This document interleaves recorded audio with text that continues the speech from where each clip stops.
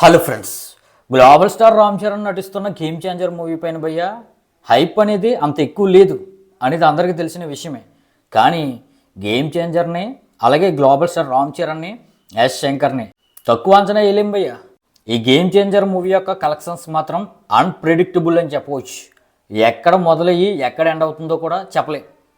Release అయిన తర్వాతే ఈ మూవీ యొక్క హైప్ అనేది అందరికీ తెలుస్తుంది భయ్య. అయితే అసలు మన అంచనా ప్రకారం ఈ గేమ్ చేంజర్ మూవీకి లాంగ్ రన్లో ఎంతవరకు గ్రాస్ వచ్చే అవకాశం ఉందో చెప్తాను భయ్య. మన తెలుగు రాష్ట్రాల్లో చూసుకుంటే ఈ మూవీకి 120 కోట్ల పైన బిజినెస్ అనేది జరిగింది భయ్య అఫీషియల్గా.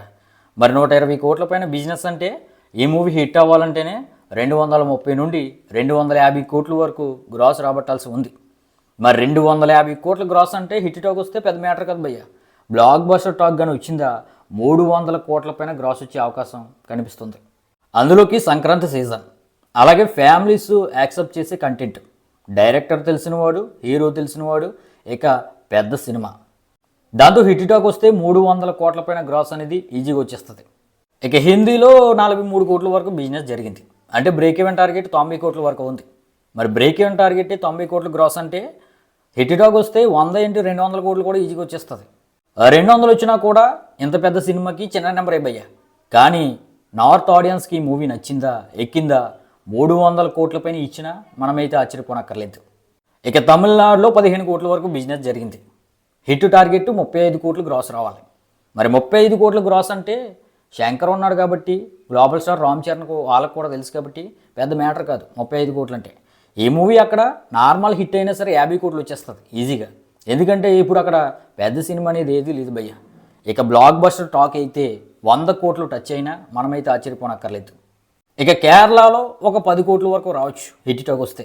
ఇక ఓవర్సీస్ నుండి అయితే భయ్య ఇక్కడ బ్రేక్ ఈవెన్ టార్గెట్టే 50 కోట్లు గ్రాస్ రావాలి. మరి ఇప్పుడైతే ఓవర్సీస్లో ప్రజెంట్ ఈ మూవీకి అంత హైప్ లేదు, 1 మిలియన్ మార్క్ కూడా దాటలేదు ఇంకా.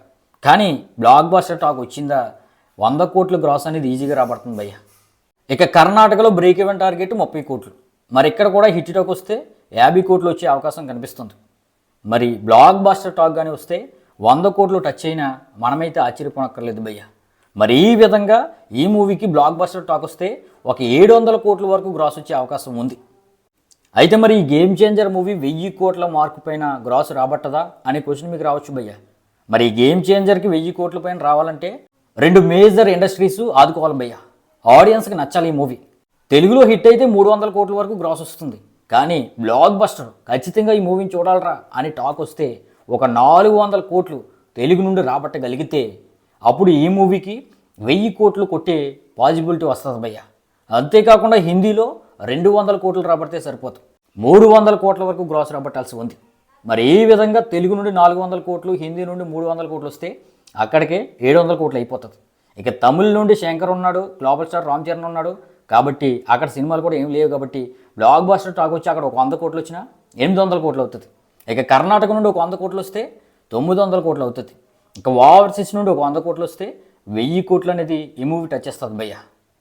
మరి అయితే ఇప్పుడున్న హైప్ను బట్టి అయితే మాత్రం తెలుగులో 400 కోట్లు రావడం కష్టం, హిందీలో 300 కోట్లు రావడం కష్టం.